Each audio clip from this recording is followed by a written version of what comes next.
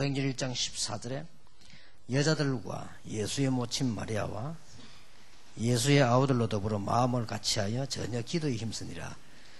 모인 무리의 수가 한 120명이나 되더라 그랬습니다. 이 사람들이 바로 중요한 비밀을 가진 사람들입니다.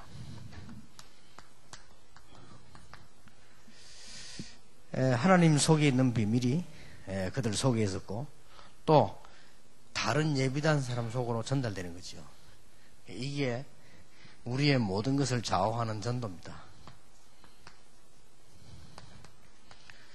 로마서 16장 25절에 분명히 영세전에 감추인 비밀이라고 되어 있습니다. 근데 이 비밀이 우리 속에 전달이 된 겁니다. 그리고는 이제 또 예비된 자에게 전달이 되는 거죠. 이 과정이 전도고 이 과정이 우리 목회원의 사역입니다. 그래서 여러분들이 생각을 저 분야에 맞추게 되면 어떻게 시작해야 될 것이냐 하는 게 나오죠. 첫째로 보면은 감추인 비밀이란 말은 그 속에 감추인 길도 분명히 있습니다. 그래서 가장 중요한 것부터 이제 시작을 합니다. 그 중요한 것이 사도행전 1장 3절에 보면 하나님의 나라 그렇죠.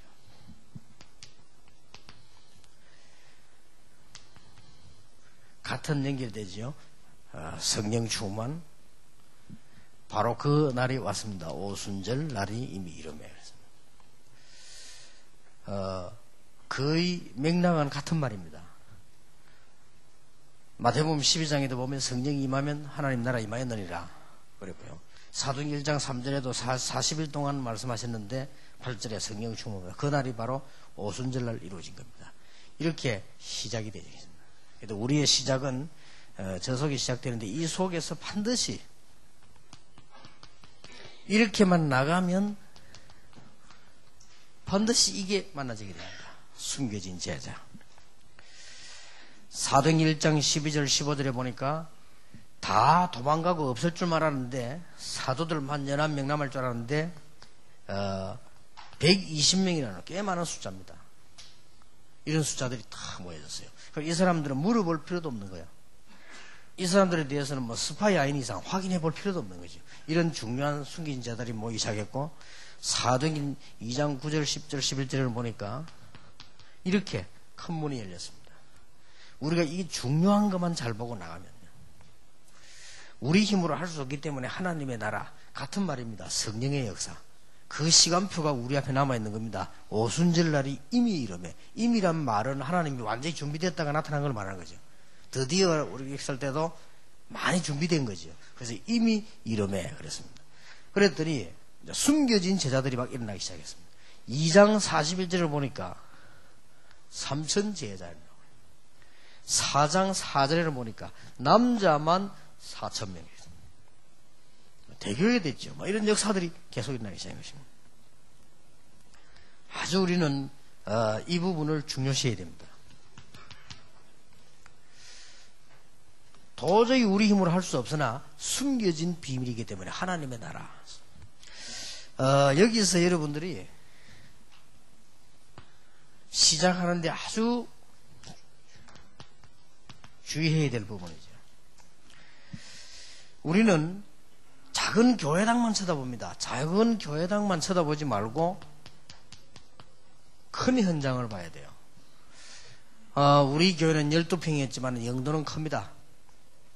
35평에 있었지만은 부산 시내는 큽니다. 현장에는 이런 숨긴 제자가 꽉 있습니다. 그리고 이쪽으로 볼 수 있는 비밀이 있어야 됩니다. 사도행전 3장, 6장 다 나타난 현장들이지요. 그래서 우리는 자꾸만 우리 입장은 작은 교회만 쳐다봅니다. 그래서 주로 보면은 전도 훈련 못 받은 이 교단의 사람들 보면요, 이것만 자꾸 쳐다봐요. 그리고 이건 못 보고 이걸 자꾸 키우려고 합니다. 언제든지 비례해서 키워야지 큰 현장을 제대로 봐버려야 살아납니다. 그게 하나님께서 우리를 시작하게 하는 주의해야 될 아주 중요한 부분이고요. 또 하나 중요한 부분은 우리는 많은 무리만 생각합니다. 많은 무리를 살리기 위해서는 소수를 살려내야 됩니다. 우리가 지금 제일 목회 유혹받기 쉬운 게 뭐냐면은 제일 유혹받기 쉽죠. 건물. 이거 없어서는 안 된다고 생각하는 거예요. 그 다음에 우리는 숫자입니다. 좀 많이 모여놓지. 그리고는 뭐 그 중에서 주로 사람, 뭐 경제 이런 부분에 많이 걸려들게 되죠. 주의해야 됩니다. 많은 무리를 살리기 위해서는 작은 무리를 살려야 되고 중요한 큰 인물 이전에 연약한 인물을 살려내야 됩니다. 이게 아주 주의해야 될 부분이에요. 우리가 볼 때는 교회당 적지, 얼마 안 모이지, 사람 별 볼 일 없지. 여기서 실수합니다. 성경에는 그렇게 되어 있지 않고 작은 교회당을 꽉 채우는 방법이 뭐냐? 큰 현장을 봐야 되고요. 우리는 사람 작게 모이는 게 문제 아닙니다. 그 사람을 살려내버려야 됩니다. 그리고 우리는 중요한 인물만 보는 게 아니고 연약한 인물을 살려냅니다. 이 부분이 아주 중요해요. 우리는 여기에서 답이 다 들어있는데 여기서 보통 낙심하고요. 낙심까지는 안 해도 판단을 틀리게 합니다. 여러분 교회는 1000명 모여도 큰 인물 없습니다. 또 큰 인물이 왔다. 여러분 생각이 대단하십시오? 그렇지 않습니다. 교회 간섭하고 말만 많지 헌금도 못합니다. 절대 그렇습니다. 그래서요 지금부터 전략을 완전히 바꿔야 돼요. 연약한 사람들을 살려냅니다. 가난한 자가 축복을 받아서 연약한 자가 연약해란 말이 아니에요. 연약한 자가 힘을 얻어서 역사 일으키는 것이다. 병든 자가 병든 자끼리 모이란 말이 아니에요. 병든 자가 나음을 입고 역사 일어나는 거예요. 이게 교회입니다. 그래서 우리는 주로 보면은 이걸 자꾸 쳐다보고 여기 기준을 둔단 말이에요. 그런데 여기 기준을 두되 여기에 기준 두는 게 아니고 이 사람들이 살아나 버려야 돼요. 굉장한 역사가 일어나지죠. 전에도 내가 얘기 안 했습니까? 교회 안에 정신이 이상한 사람이 하나 있는데 그건 뭐 정신이 이상한 사람들은요 헌금도 안 합니다. 정신이 이상한 사람은 남 방해합니다. 정신이 이상한 사람이 뭔지도 일을 하겠습니까? 근데 그때 하나님 인도지요. 제가 우리 교회 교역자하고 집사를 보고 뭐라 했냐면은 이 사람을 살려내라. 어떻게 하느냐? 매일같이 가라. 교인들이 목사 가라 한다고 갑니까? 근데 이 사람은 지금 하나님 은혜지 매일 갔어요. 매일 갔는데 이 사람이 나은 겁니다. 보통 영적으로 문제인 사람 낳고 나면 표시가 좀 나는데 이 사람은 그게 아니고 완전히 나버렸어요. 우리가 봐도 신기하다 할 정도로. 누가 제일 은혜 받냐? 그 아들. 그때 그 아들이 초등학생이었어요. 얘가 마음속에 뭘 품었냐? 정말 오직 그리스도구나. 얘 어린아이가요. 어린아이는 다 엄마를 좋아하잖아요. 엄마에 대한 걱정하다 나와버리니까 얘가 막 완전히 지금은 대학생이에요. 얘가 막 완전히 사명자입니다. 그 동생 저렇게 쳐다보고 있다가 그 대응을 보고요. 오빠가요. 예수 믿었어요. 오빠가 예수 믿는데 이 사람이 학교 교장이에요. 참 신기한 일이지요. 지산옥 전도사 들어가서 제일 박해받던 학교 교장으로 왔어요. 세상에 그럴 수가 있습니까? 우리가 생각해도 이게 막 신기할 정도예요. 그렇게 문이 막 계속 열리잖아요. 우리는 자꾸 이거 보고 속습니다. 여러분 절대 이거 보고 너무 무너지면 안 됩니다. 제가 처음에 영도에 딱 갔더니 12평에 진짜로요 30몇 명 모이더라고요. 그러고 보니까 할머니들 거기서 아무 힘없이 밀리는 사람들이 싸워가지고 나왔어요. 그게 조금 뭐 말할 수 있는 사람은 그 박원기 장로 한 사람밖에 없어요. 그리고 나머지 좀 젊은 사람들은 애들이고요. 뻔한 하면 개척해요. 그게 힘 빠지면 안 됩니다. 반드시 교회당은 작아도 현장은 작지 않다. 지금도 밖에 나가면 밭은 얼마든지 있다. 그리고 이들을 살려내는 거다. 그리고 많은 무리를 쳐다보지 말고 소수를 살려내는 거다. 중요한 사람도 필요하겠지만은 연약한 사람을 살려내는 거다. 여기에 중요한 답들이 많이 들어있습니다. 우리는 여기에 거의 흔들리게 되죠. 그래서 교인들 보고 메시지를 다르게 줘야 됩니다. 이제는 세계에서 제일 좋은 교회를 만들기 위해서 밭을 보라. 예수님께서도 눈을 들어 밭을 보라. 세계에서 제일 좋은 교회를 만들자. 어떻게 만드느냐? 밭을 보고 살려내는 겁니다. 이제는 어떻게 합니까? 우리가 많은 무리들이 몰려오는 것도 중요하지만은 많은 무리를 살릴 수 있도록 확립시킵니다. 교회 모인 120명 성도 가운데 연약한 사람들이 확립돼 버리니까요, 더 큰 역사가 일어나요. 연약한 사람들이 치유를 받고 치유자로 바뀌는 것이다. 이게 성경입니다. 당장 응답은 안 오는 것 같아도 응답도 오지만은 배후에 역사들이 막 일어나게 되어 있습니다. 그러니까 여기에서요, 굉장한 시작이 되어져요. 대부분의 지금 미자립 교회나 큰 교회나 공통점이 뭔가 하니까 우리는 이 사람이 별 볼 일 없는 줄 압니다. 그렇지 않습니다. 여러분 건축원금 한번 해보세요. 돈 많은 사람 많이 할 수 있지만은 일해보면요, 이 연약한 사람들이 더 잘합니다. 이 사람들이 막 은혜 받고 가면서 이렇게 합니다. 오히려 교회 안에 공무원이다, 뭐 고급 군인이다, 경찰, 일단 돈이 없습니다, 그 사람들. 그리고 있어도요, 안 합니다, 그 사람들. 그리고 사람이 은혜 못 받으면요, 돈 100억을 가지고 있어도 헌금 안 합니다. 사람이 은혜 받으면 빚을 내갖고 한다니까요. 이런 것이지, 교인들 하여금 은혜 받긴 한다. 그리고 방향을, 목회를, 전도를 정말로 제대로 하려면 이쪽으로 맞아라. 그러면 역사가 납니다. 그러면 엘리트들은 어떻게 하느냐? 엘리트들은 여기 방향 맞추면 이 사람들은 저절로 따라오게 되어 있습니다. 그리고 우리가 방향을 잘못하면 반대로 맞춰요. 반대로 맞추면 오히려 더 안 되게 되어 있습니다. 보통 보면은 제가 부산에서도 시작을 하는데 누가요? 이게 장로님보다도 생각지도 않은 평신도가요. 그럼 이제 새로 믿는 사람이요. 이 헌금을 다 하고 또 이 사람들이 기도하고 말이에요. 그런데 만약에 이 연약한 자들이 치유를 받아버리면 이 파워는 어마어마합니다. 우리는 자꾸만 이것만 쳐다보는데 이 사람들이 이렇게 되진다니까요. 소수의 무리들이 확립이 되고 병든 자들이 치유를 받고 가난한 자들이 축복을 받고 복음의 결과 중 하나가 그거니까 없는 자들이 힘을 얻고 이제 가난한 자들이 도전하고 말이에요. 힘없는 자들이 도전을 하고 말이에요. 이게 복음의 한 방법이요. 복음 전체는 아니지만 한 방법입니다. 그래서 여러분들로 말미암아 하나님의 놀라운 역사가 이런 것이다. 그래서 결론은 오히려 고린도서 1장 18절 31절에 보니까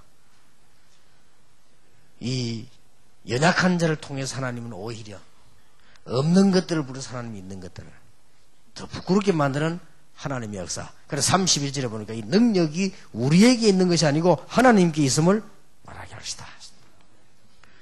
꼭 기억해야 됩니다.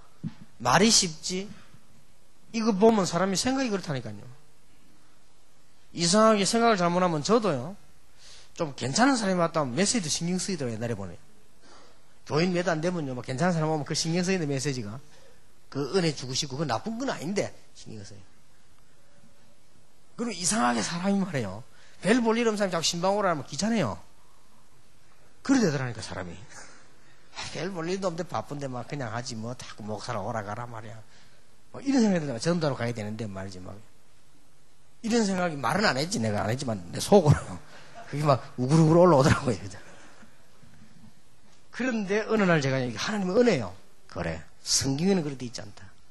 이 사람이 기도해서 응답을 받고 병자가 나아서 역사를 키고 가난한 자가 힘을 얻어서 도전을 하고 이게 성경 아니냐. 그래서 이분들이 귀하다.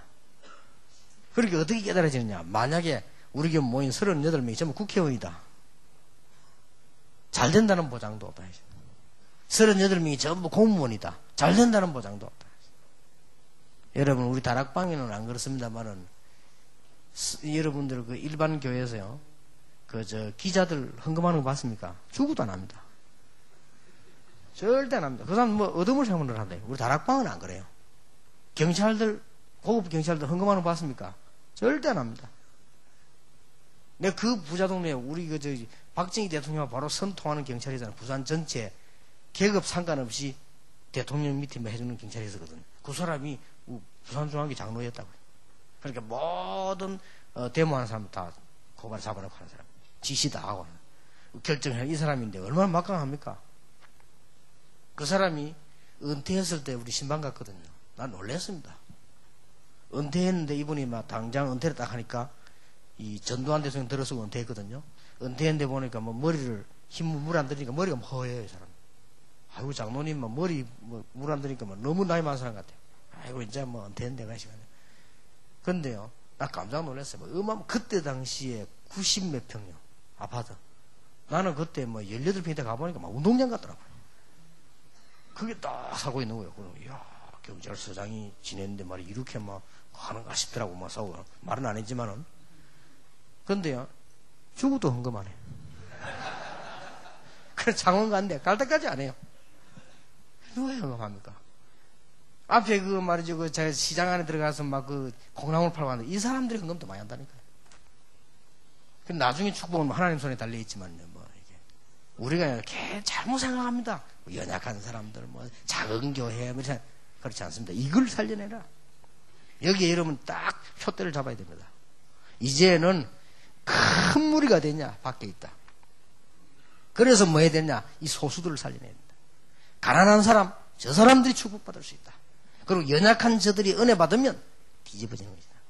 그러면 한국 교회도 보세요. 그 전략을 복음이 상관이 되면 그 전략은 다 성공했잖아요. 순복음, 저 막 할렐루야. 오히려 요새 엘리트를 모았는데 맨날 싸운다 지금. 그래서 여러분들이 방향을 잘 잡힌다. 그거 노리기 위해서가 아니고 우리가 그러면 하나님의 심령을 한번 봅시다. 하나님은 못하실 일이 없다.